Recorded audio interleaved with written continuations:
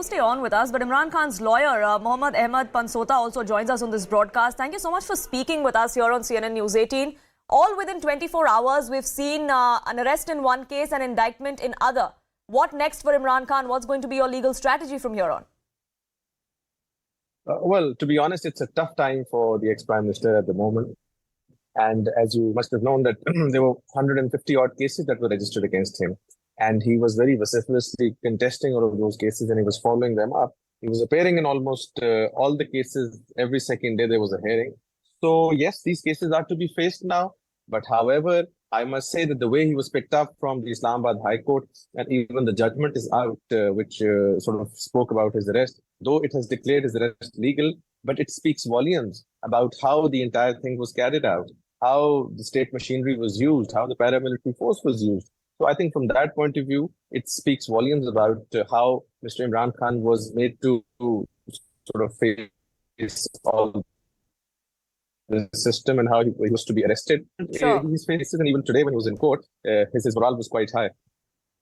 Sure. We've heard several of his party members, several top leaders come out and claim that this was an abduction, that he was being tortured, he's being poisoned slowly. Are there any evidences that corroborate these claims that are being made? Shah Mahmood Qureshi also came out and said that, Imran Khan was hit on the head. But we have pictures from the court today and none of those injuries are visible. So are these comments being made just to whip up frenzy without any evidence?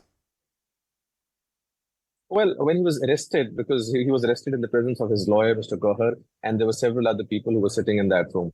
So while he was being arrested, in doing so, of course, there was a kind of, I think, one of the personnel who was arresting him hit him in the head. And then he was also, apparently, this is what he claims, he was also hit in the leg.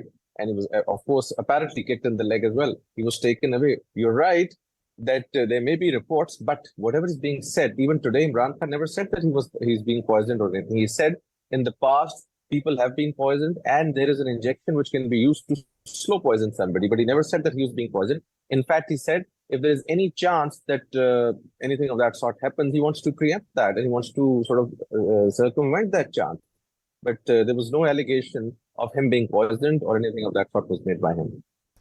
Sure. As far as his political career is concerned, do you think that is somewhere in jeopardy now? Because he does face disqualification in both these cases for the lifetime if found guilty.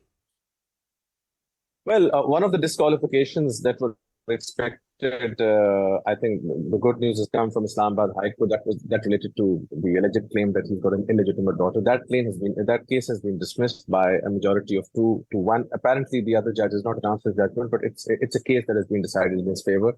So now one case has gone out of the window. The other one, of course, the Tosha Khana reference, where there are charges of corruption against him and all of that. Charge has been framed. So that's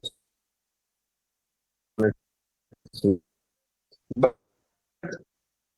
in Pakistan, I would say forces cannot through these judgments of court. If it is an iota victimization against any person, the first time this is happening. But he's all prepared, he's facing all of these cases, and even if God forbid there is any claim that is decided against him, he's got the right to appeal before the superior forums. Sure, he does have legal recourse, multiple cases that he faces, and in all of them he has several steps that he can take to go to certain courts. But Mr. Pansota, I also want to ask you, the kind of scenes that we are seeing on the streets of Pakistan across major cities ever since the arrest happened yesterday, don't you think this is something that will be used against Imran Khan? That while his arrest happened, an arrest that was deemed legal by the court, we had his supporters vandalize public property, vandalize army property, and do so with impunity?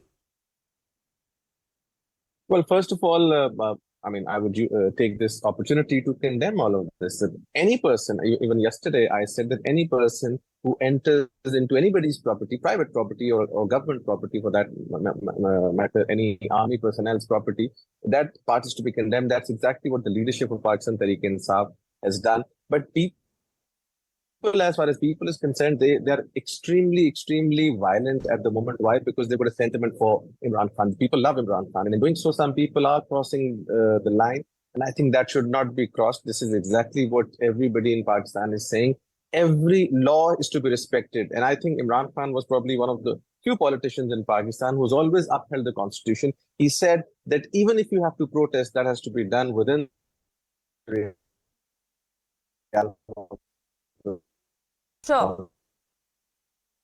Constitution of Pakistan. So I would say there will be several other cases that will be piled up not only against these people, but the PTI leadership. Absolutely. Law will take its own course in either of those cases. This kind of vandalism, this kind of arson and pelting will not be allowed. That is something that the government has made very, very clear. They're also claiming that the government is claiming that PTI and Imran Khan are trying to hold the country and the people of the country hostage by doing such things. How do you respond to that? Well, I can only respond to that with their past history. The PTI is a political party that is in politics since so many years now. Imran Khan has always been very, very peaceful as far as protests are concerned. Even when the vote of no confidence was decided against him, he decided to respect the Supreme Court decision, and there were no protests. He's always tried to protest within the realm or the limits of the Constitution. So I would say that what's happening right now, or the scenes that we've seen yesterday, though at least that part of the protest where the damage was done to the property, regardless of whoever owns that property, that is to be condemned. And I would feel that if even Imran Khan would have done that, or the PTI leadership is doing that. So I don't think so PTI is going to benefit anything by doing this. So there's no preconcerted, or there's no design on their part to do any of this. Of course, they have a right to protest. Sure. They are protesting and people are angry at the moment. So in doing so, some people may have crossed the line. Sure. Mr. Pansota, before I let you go, one last question I want to ask you. Legally speaking, how hopeful are you, at least as one particular case is concerned, the university land allotment case in which the arrest was made yesterday? The NAB is now seeking at least 14 days custody of Imran Khan. We're still awaiting judgment on that case. But how hopeful are you that Imran Khan is going to come clean in this particular case and, of course, the several hundred others that he faces?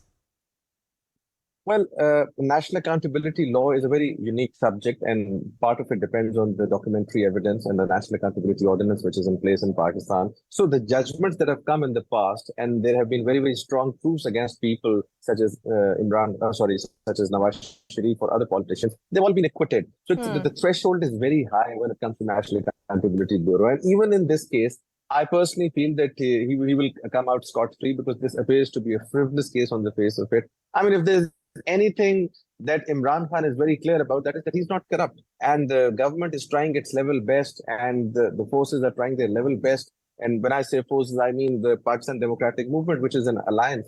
They are trying their best to make out a corruption case against him, so the same sentiment can be floated. But Sure. I don't think so they will be successful. You can carve out other cases on Imran Khan, but certainly not the case of corruption. Sure, Mr. Pansota, thank you so much for speaking with us here on CNN News 18. That was Imran Khan's legal counsel going on to exude confidence that troubles may mount for Imran Khan. One indictment today, the arrest yesterday, but he is going to come clean. He is going to be scot-free sooner than later. Meanwhile, even as that happens legally, we are unfortunately seeing violence across different cities of Pakistan. With the indictment coming in today, does that situation spiral out of control further? We'll keep an eye out on that and much more on the other side of a quick break. Don't go anywhere.